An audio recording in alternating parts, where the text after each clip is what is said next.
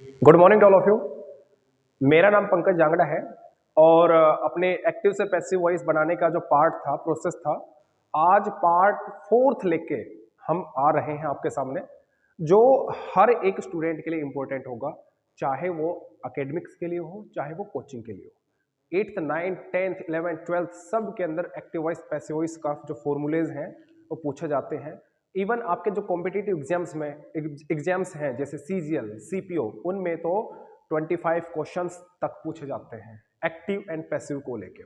तो my dear students, basic concept को समझते हुए आज थोड़ी सी बात करेंगे कि हम किस तरीके से एडवांस में चल के थोड़े से और एक्टिव से पैसिव बनाने को सीखेंगे। तो थोड़ा सा आपको टिपिकल हो सकता है आज का जो टॉपिक है, बट आप घबराइए मत बिल्कुल भी, क्योंकि चीजें आसान पेपर में नहीं आती हैं, थोड़ी सी एडवांस पूछी जाती है। आसान ना केवल आप बल्कि हर इंसान आसान क्वेश्चंस को कर सकते हैं। तो आप में और दूसरे बच्चों में क्या डिफरेंस होगा? वो डिफरेंस माय डियर स्टूडेंट्स बस यही होगा कि आप अगर आज की क्लास को ध्यान से देख लोगे तो डेफिनेटली आपको कभी भी एक्टिव से पैसिव बनाने में कोई दिक्कत नहीं आएगी, चाहे वो कितनी एडवांस हो और चाहे वो कितनी भी आपके बेसिक हो। तो माय डियर स्टूडेंट्स, पिछली क्लास में हमने पढ़ा था कि जो पॉजिटिव वर्ब होती हैं, जो पॉजिटिव वर्ब थी उसको हमने एक्टिव से पैसिव बनाना सीखा था कि पॉजिटिव वर्ब्स पे एक्टिव से पैसिव कैसे बनाते हैं। तो एक सेंटेंस है, अगर आपने वो सीख लिया है तो बनाने की कोशिश मेरे साथ करना, ठीक है। सेंटेंस ये है कि mojito made everyone laugh in the class. इस सेंटेंस को ध्यान से पढ़िए और सेंटेंस क्या कहता है मेरे को एक बार सोच समझ के बताइए। देखो, सेंटेंस कहता है कि मोहित मेड एवरीवन लाफ। देखो ध्यान से सुनो, पॉजिटिव का मतलब समझो। मोहित का एक्शन क्या है? मोहित ने ये काम किया है।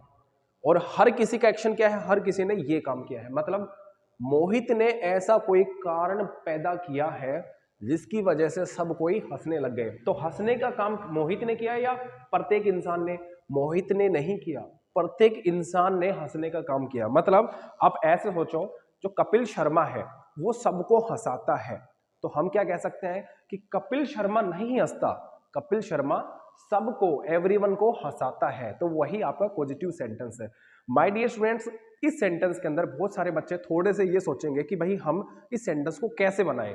भाई बनाने का जो फॉर्मूला है मैंने आपको कल डिस्कस किया था, आज भी डिस्कस करेंगे, लेकिन आई होप आपने ये बना के कोशिश की होगी कैसे बनाते हैं। देखो, कभी भी सेंटेंस में इन द क्लास आ जाए, इन द क्लास आ जाए, आउट ऑफ द क्लास आ जाए, इन द रूम आ जाए, आउट ऑफ द रूम आ जाए, ऑन द रूफ आ जाए, अंडर द रूफ आ जाए, इन द ट्री आ जाए, अंडर द ट्री आ जाए, इन द शैडो आ जाए, कुछ भी आ जाए, मतलब जो प्लेस का जिक्र करते हैं, ऐसे कोई भी फ्रेजेस, ऐसे कोई ग्रुप ऑफ वर्ड्स जो प्लेस की बात करते हैं, जगह की बात करते हैं, उनको ऐसा का ऐसा छोड़ देंगे, हमें इनसे कोई असर नहीं पड़ता है।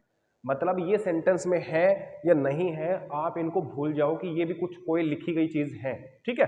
अब अगर आप इनको इग्नोर कर दोगे तो डेफिनेटली आपको ये बनाना होगा, वो बहुत इजी हो जाएगा।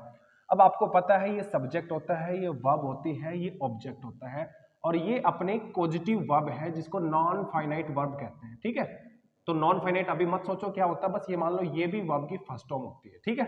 ओके, अभी मैंने क्या बताया था आपको कि जो सेंटेंस होगा वो जो एक्टिव से पैसिव बनाएंगे वो किस वर्ब का बनेगा? वो हमेशा उस वर्ब का बनता है पैसिव जो सब्जेक्ट के मेन सब्जेक्ट के जस्ट बाद में होती है। तो मेन सब्जेक्ट के जस्ट बाद में सब्जेक्ट अपना मोहित है, मेड अपना वर्ब है, और कौन सी फॉर्म है? Second form. कल मैंने लिखवाया था, क्या लिखवाया था कि अगर फर्स्ट फॉर्म आए या एस या ईएस उसके साथ आता है तो आप अपनी हेल्पिंग वर्ब क्या रखोगे? Is, am, are. और अगर सेकंड फॉर्म आता है तो आप अपनी हेल्पिंग वर्ब रखोगे वाज या वर।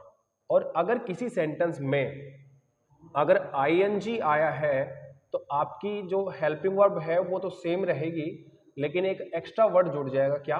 बीइंग। और सेंटेंस में थर्ड फॉर्म आई है तो हेल्पिंग वर्ब तो सेम रहेंगी, लेकिन एक्स्ट्रा वर्ड क्या जुड़ जाएगा? बीन। बस ये 4 बातें छोटी सी याद रखनी है।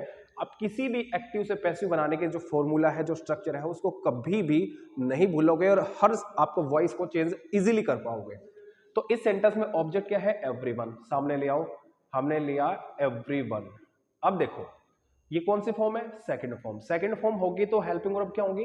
वाज वर। क्योंकि प्यारे बच्चों सेंटेंस में एक्टिव से जब पैसिव बनाते हैं तो हेल्पिंग वर्ब भी चाहिए, मेन वर्ब भी चाहिए। मतलब हमें ऑब्जेक्ट भी चाहिए, हेल्पिंग वर्ब भी चाहिए, मेन वर्ब भी चाहिए और फिर बाई चाहिए, फिर सब्जेक्ट चाहिए।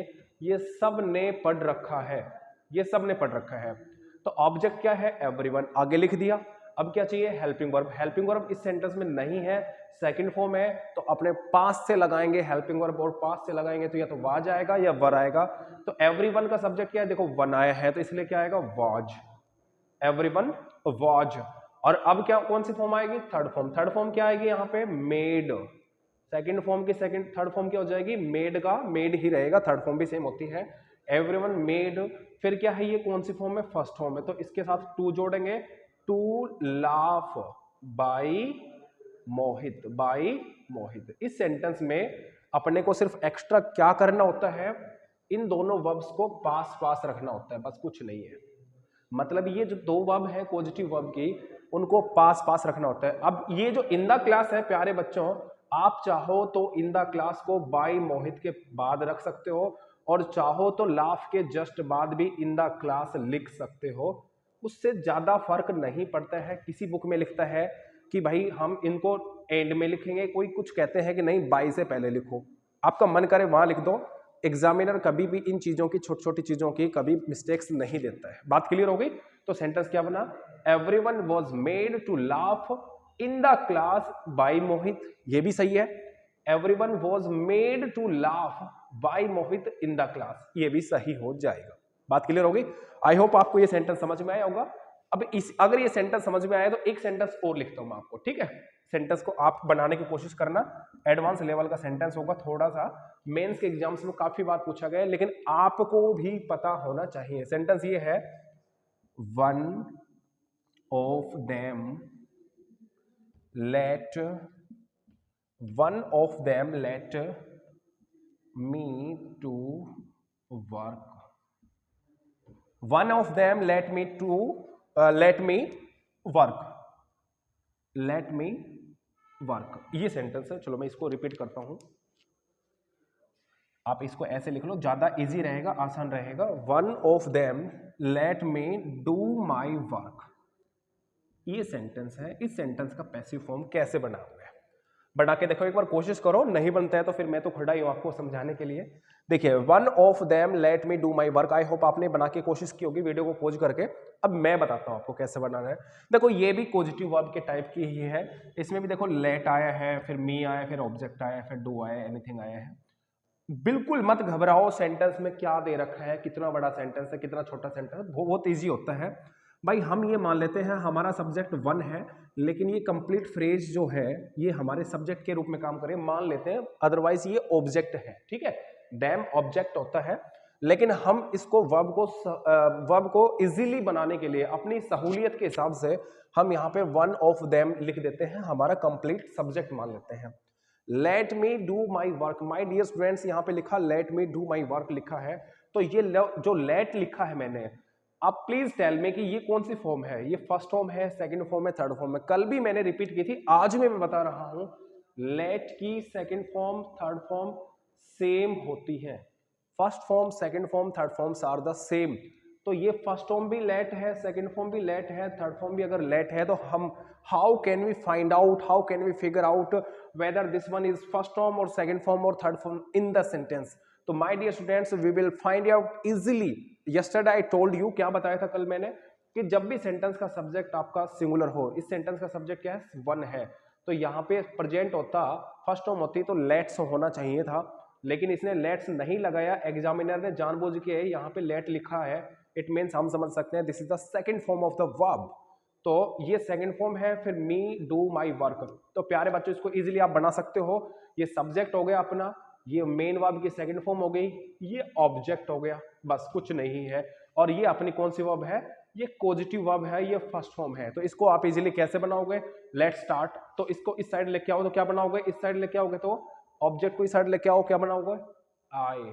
अब ये कौन सी फॉर्म है, सेकंड फॉर्म। हेल्पिंग वर्ब क्या है, नहीं है। आओ यहाँ पे हेल्पिंग वर्ब क्या हो जाएगी, वॉज। आई के साथ क्या आता है, वॉज।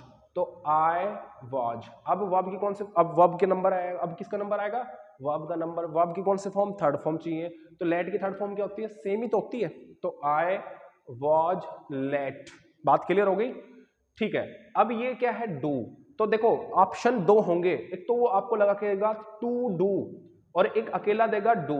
तो आप चूज करो यहाँ पे दोनों में से क्या आएगा। ऊपर वाले में तो क्या लिखा था, आई वॉज या everyone was made to laugh, to laugh. और यहाँ पर लेट टू डू लिखूं या अकेला डू लिखूं, तो प्यारे बच्चों यहाँ पर अकेला डू आएगा, टू नहीं लगाएंगे। क्योंकि कल मैंने लिखवाया था जिस सेंटेंस में लेट आ जाता है, चाहे वो एक्टिव हो चाहे वो पैसिव हो, हम दोनों ही केस में लेट के साथ टू का यूज नहीं करेंगे। बात क्लियर हो गई। तो यहाँ पे टू का यूज नहीं करेंगे, तो सेंटेंस क्या बनेगा, I was let do my work. My work, देखो कहता है मेरे को मेरा काम करने दिया गया, मेरे को मेरा काम करने दिया गया, किन के द्वारा, one of them, by one of them. मतलब ये हुआ कि ये जो फालतू की बातें हैं, बाई वन ऑफ देम, मतलब ये ऐसे भी लिख सकता था कि Mohan late me do my work, लेकिन आपको बेवकूफ बनाने के लिए या पजल करने के लिए ये इतना बड़ा सेंटेंस लिख दिया। बात क्लियर हुई। हो सकता है ये किसी सेंटेंस के एंड में भी आ जाए, ठीक है। तो आपको कंफ्यूज नहीं होना है, ये कंप्लीट फ्रेज है, ऐसा कैसे उठा लो। अगर मोहित होता तो मोहित का मोहित क्या लिखते, बाय मोहित, लेकिन मोहित नहीं है तो इसलिए इसने लिखा वन ऑफ देम, उनमें से किसी एक ने। वन ऑफ देम का मतलब उनमें से किसी एक ने मेरे को मेरा काम करने दिया, तो यहां पर बाय वन ऑफ देम कर दिया। बात क्लियर हुई। तब तक मैं इसको रब करता हूं, आप इसको मिटा लो, ठीक, उतार लीजिए, फिर आगे चलते हैं। माय डियर स्टूडेंट्स, अब बात करते हैं कि एक्टिव से पैसिव बनाने का जो अपना पॉजिटिव वर्ब का फॉर्मूला था उसको आगे बढ़ाते हैं। आज बात करते हैं कि लेट से अगर किसी सेंटेंस में लेट आ जाए तो उसको एक्टिव से पैसिव में कैसे चेंज करेंगे। पहली बात तो ये है कि याद करो जो मैंने लेट आपको लिखवाया था, एक बार मैंने आपको लेट लिखवाया था कि इंपेरेटिव सेंटेंस जितने भी होते हैं, इंपेरेटिव सेंटेंस, उनके अंदर उनकी शुरुआत या तो लेट से होती है या डोंट से होती है या first form of the verb से होती है या प्लीज से होती है या काइंडली से होती है। आई होप आपको ये याद आ गया होगा, ठीक है। चलिए तो आज बात करते हैं कि इंपेरेटिव सेंटेंस में भी लेट आता है, ठीक है। तो लेकिन सिर्फ एक और बात बताता हूं, सिर्फ इंपेरेटिव सेंटेंस में ही लेट आता है, ठीक है। चलिए, तो उस दिन मैंने आपको ये बात नहीं बताई थी क्योंकि इसके ऊपर डिफरेंट टॉपिक थे। उस दिन मैंने आपको डोंट के ऊपर बनाना बताया कि डोंट से कैसे बनाए, फर्स्ट फॉर्म से बताया था, प्लीज से बताया था, काइंडली से बताया था। Now this is the turn of let, how can we use the basics of let, ठीक है। लेट के बेसिक्स को कैसे यूज करेंगे। तो प्यारे बच्चों, एक तो बहुत अच्छा सा सिंपल सा फॉर्मूला है जो आप सबने पढ़ रखा है।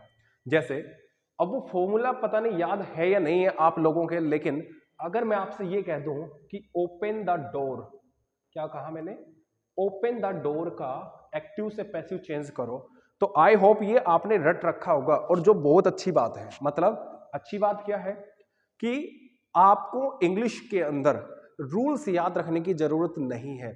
मतलब जो लोग इंग्लिश बोलते हैं वो लोग कभी भी रूल्स को याद नहीं करते हैं, वो प्रॉपरली अपनी इंग्लिश लैंग्वेज में जो बोलते जा रहे हैं उन्हीं को दिमाग में लेके आते हैं और उसके हिसाब से जल्दी से अपना जो एरर है उसको फिगर आउट कर देते हैं।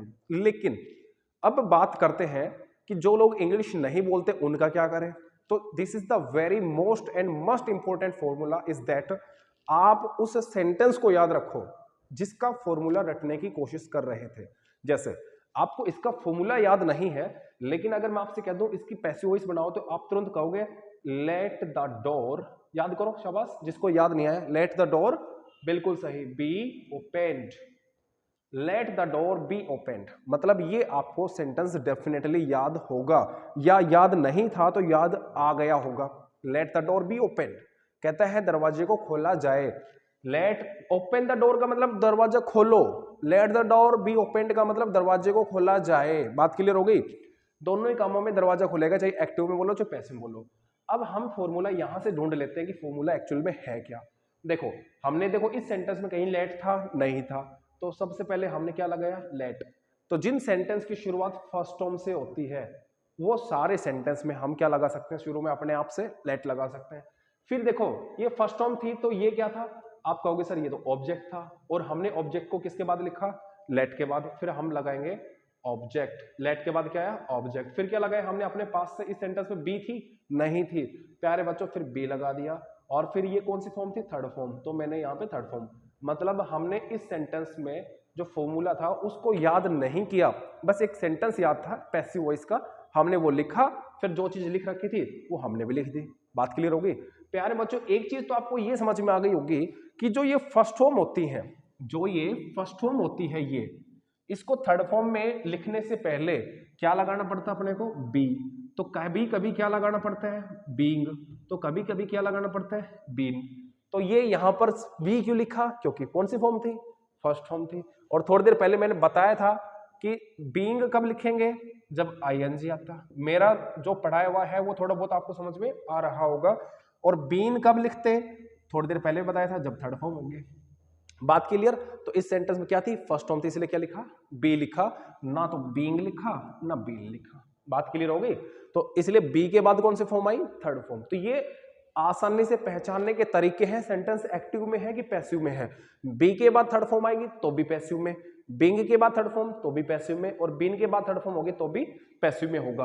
तो आप किसी भी सेंटेंस को आप किससे बना सकते हो? किससे बना सकते हो बोलो भाई? आप लेट से बना सकते हो। तो ओपन द डोर था तो क्लोज द डोर भी हो सकता है। बात क्लियर हो गई?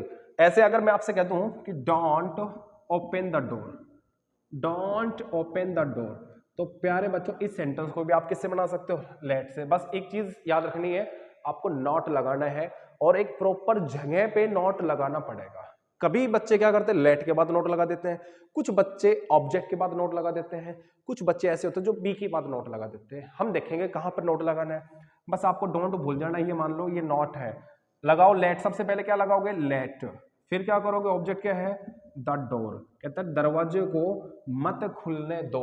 अब देखो बी के बाद नोट नहीं आएगा, नोट के बाद बी आ सकता है। Let the door not be opened, ये लिखा जाना ज्यादा सही है, या लेट द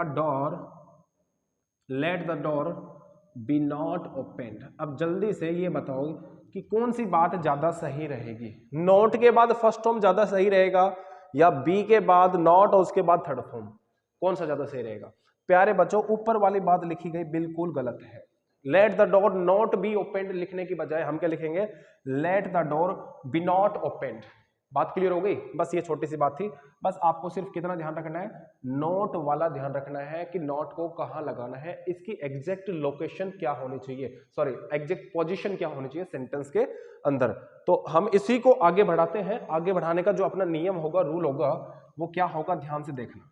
इसी को जब आगे पढ़ेंगे तो क्या पढ़ेंगे? देखिए अभी बात कर लेते हैं कि सेंटेंस में अगर आ जाए लेट मी गो, क्या आ जाए?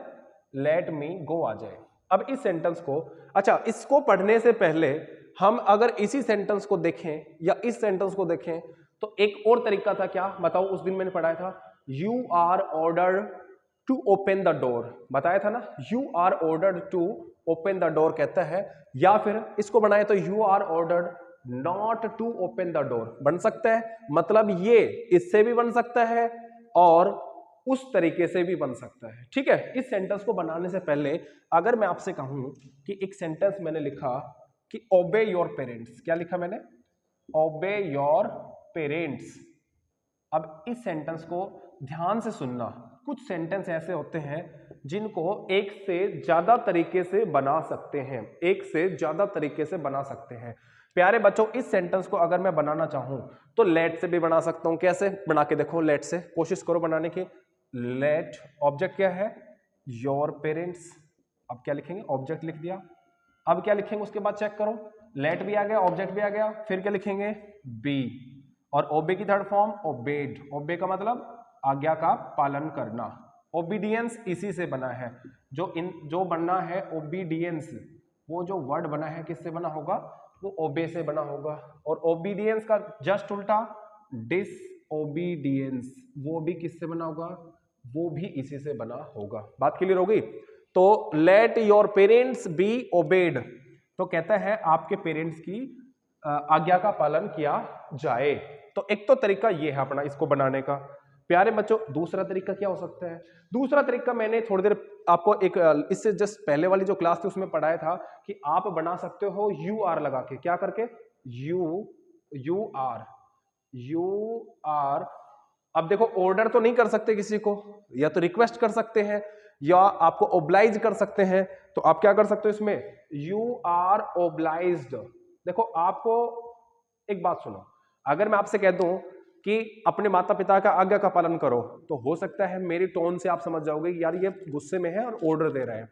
और एक मैं बहुत प्यार से कहूं कि भाई अपने माता पिता का आज्ञा का पालन करना चाहिए, तो आप सोच जाओगे कि भाई हाँ, ये बहुत ही नॉर्मल और डिसेंट वे से बोल रहा है, ओब्लाइजेशन के लिए बोल रहा है। तो माय डियर स्टूडेंट्स, देखो कभी कभी क्या होता है, लिखने में पिच का पता नहीं चलता, लिखने में कभी पिच का पता नहीं चलता। हमेशा दिक्कत कहाँ आती है, नहीं, लिखते टाइम पे हमें कुछ नहीं पता चलेगा, लेकिन बोलने में हम इजीली पिच का टोन के हिसाब से बता सकते हैं, ऑर्डर है, रिक्वेस्ट है, सजेशन है, एडवाइस है, अब बता सकते हो। लेकिन बोलते टाइम पे हमें नहीं पता, लिखते टाइम पे हमें पता नहीं चलता है। तो आप यहाँ पे ओब्लाइज लिख सकते हो, ऑर्डर्ड लिख सकते हो, रिक्वेस्टेड लिख सकते हो, अपील लिख सकते हो। बात क्लियर हुई? तो यू आर ओब्लाइज्ड, फिर उसके बाद मैंने टू बताया था, टू लगाना है। You are obliged to obey your parents, obey your parents, मतलब ये हो गया अपना दूसरा तरीका। एक ही सेंटेंस को दो तरीके से बना दिया। तीसरा तरीका ध्यान से सुनना, जो हर एक इंसान को जल्दी से पता नहीं चलता, दिमाग में नहीं आता। प्यारे बच्चों, ये जो है बात बोली है मैंने, ये एक बात बताओ, ये आपका ड्यूटी है या नहीं है? मतलब देश की रक्षा करना आपकी ड्यूटी है, माता पिता के आज्ञा का पालन करना ये भी आपकी ड्यूटी है। बात क्लियर हुई? तो अपने जो फंडामेंटल ड्यूटीज हैं वो 11 होती हैं, उनमें से कोई भी बात आ जाए, ठीक है, तो आप उसको क्या मानोगे, ड्यूटी मान लोगे। और ड्यूटी को शुड कहते हैं। देखो, ड्यूटी को क्या कहते हैं, शुड।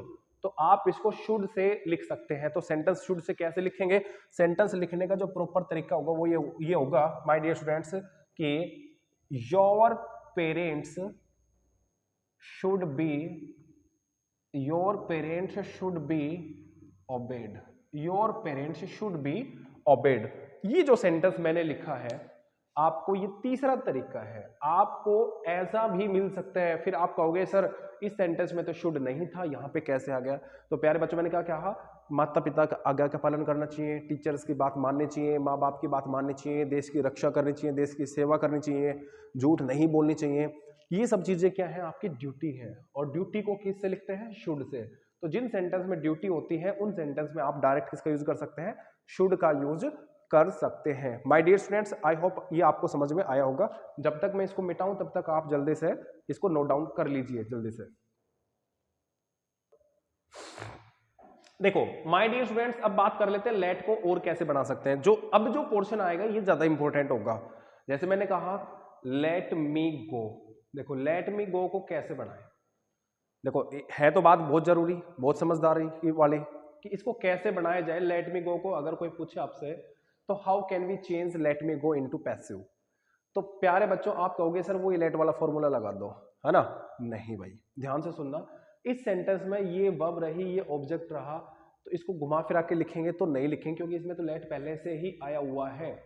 करें क्या? तो ध्यान से सुनना, लेट का मतलब ही क्या होता है, अलाउ करना। लेट का मतलब ही क्या होता है, अलाउ करना। देखो आपसे कोई कहे लेट मी गो, मुझे जाने दो, इसका मतलब आपको दूसरे शब्दों में वो यही तो कह रहा है कि allow me to go. Let me go को अगर दूसरे शब्दों में लिखे तो हम क्या कह सकते हैं, अलाउ मी टू गो। बात तो क्लियर हुई भाई? इतना था कि लेट के बाद टू नहीं लगाते, बस ये बात मैंने आपको थोड़ी देर पहले बताई थी। अलाउ के बाद टू लगा देते हैं, बस बात तो वही है। लेट मी टू गो नहीं हो सकता, लेट मी गो हो सकता है। अलाउ से लिखेंगे तो अलाउ मी टू गो हो सकता है, बात वही है, बस लिखने का तरीका अलग था, ठीक है। तो हम ये मान लेते हैं लेट का मतलब क्या होता है, अलाउ होता है, अनुमति देना होता है। तो बस अब इजीली बना सकते हैं। बस याद रखना अब की बार लेट का प्रयोग नहीं करेंगे। तो सेंटेंस कैसे बनेगा, ऑब्जेक्ट को इस साइड लेके आओ, लिख लिया भाई। ये कौन सी फॉर्म है, फर्स्ट फॉर्म है। तो ये कौन सी फॉर्म है, फर्स्ट फॉर्म है। आप कहोगे हमें कैसे पता चला, क्योंकि प्यारे बच्चों सेंटेंस की शुरुआत या तो लेट से होती है या डोंट से होती है या फर्स्ट फॉर्म से होती है, और लेट भी यहाँ पे फर्स्ट फॉर्म का ही काम करती है। लेट भी यहाँ पे किसका काम करती है, फर्स्ट फॉर्म का ही काम करती है। इसलिए ये जब भी सेंटेंस में फर्स्ट फॉर्म आती है तो हेल्पिंग वर्ब क्या हो जाएगी, इज, एम, आर हो जाएगी ना, और सेकंड फॉर्म आएगी तो क्या हो जाएगी, वाज या फिर वर। यही तो बात है। चलिए बहुत बढ़िया। तो ये फर्स्ट फॉर्म है तो आई एम, अब इसको क्या मान लिया, अलाउ मान लिया। इसकी थर्ड फॉर्म क्या हो जाएगी, allowed to go. I am allowed to go. Let me go का मतलब I am allowed to go, मुझे जाने दिया जाए। I am allowed to go, मुझे जाने दिया जाए। लेट मी गो का मतलब भी क्या होता है, मुझे जाने दो। I am allowed to go का मतलब भी मुझे जाने दो। बात क्लियर होगी। बस एक लास्ट सेंटेंस छोटा सा और पढ़ लेते हैं, फिर आपको क्लास का पूर्ण विराम लगा देंगे। जैसे सेंटेंस आ जाए लेट्स प्ले, तो इसका क्या करोगे, लेट्स प्ले आ जाए तो, या लेट अस प्ले क्रिकेट ये आ जाए तो क्या करोगे भाई, कुछ भी नहीं है। अब की बार क्रिकेट लगा दिया, हो सकता था इसको हटा देता, लगा दिया तो हम भी साथ लगा देंगे, हटा देगा तो हटा देंगे। बात समझ में आ रही है मेरी, मतलब आपको सेंटेंस बड़ा दिखाने की कोशिश करेगा लेकिन वो सेंटेंस बड़ा होगा नहीं, फालतू में बेवकूफ बनाने की आपको कोशिश करेगा। तो सेंटेंस क्या होगा, अभी लेट को क्या मान लेते हैं, अलाउ मान लेते हैं। ये अस है, ऑब्जेक्ट है, इसको आगे लेके आओ, क्या बन जाएगा, वी। ये फर्स्ट फॉर्म है तो आर, वी के साथ क्या आता है आर, आई के साथ क्या आता है एम, तो वी आर। अब इसका लेट को क्या मान लिया था, लेट को माना था हमने, अलाउ माना था, तो we are allowed, we are allowed आगे टू प्ले, क्या क्या खेलने के लिए अलाउ किया गया, क्रिकेट। किसके द्वारा, बस we are allowed to play cricket, क्योंकि इसके अंदर ये नहीं बताया किसने खेलने के लिए कहा है, तो इसमें इसीलिए तो कहते हैं इसके अंदर काम का करने वाला मौजूद नहीं होता। तो we are allowed to play cricket, बस खेल खत्म। आई होप ये लेट वाला सेशन आपको समझ में आया होगा। एक तो कैसे बनाया था मैंने आपको कि लेट प्लस में ऑब्जेक्ट प्लस में बी प्लस में थर्ड फॉर्म से बनाया था। दूसरा क्या बनाया था आपको लेट वाला सेंटेंस को, यू आर से बनाया था, you are advise, requested, appealed, obliged, asked, कुछ भी हो सकता है। और तीसरा मैंने जब क्या कहा मैंने कि लेट को हम क्या मान लेते हैं, अलाउ मान लेते हैं, तो सेंटेंस बनाना हमारे लिए काफी इजी हो जाता है। My dear students, I hope आज का सेशन आपको बहुत अच्छा लगा होगा। थोड़ा सा ये ट्रिकी है, डिफिकल्ट भी हो सकता है कुछ कुछ लोगों के लिए जो बिगिनर हैं, लेकिन मैं 100% अश्योरिटी आपको देता हूं कि अगर आपने इसको 1 से 2 बार रिवाइज करके देख लिया तो डेफिनेटली आपको ये समझ में आ जाएगा। तो अगर ये सेशन अच्छा लगा तो लाइक कीजिए, चैनल पे नए हो तो चैनल को सब्सक्राइब कीजिए और प्रेस द बेल आइकन, ताकि नई वीडियो जैसे ही आए आप तुरंत उसको देख सको। ठीक है भाई, thank you very much, have a fantastic day.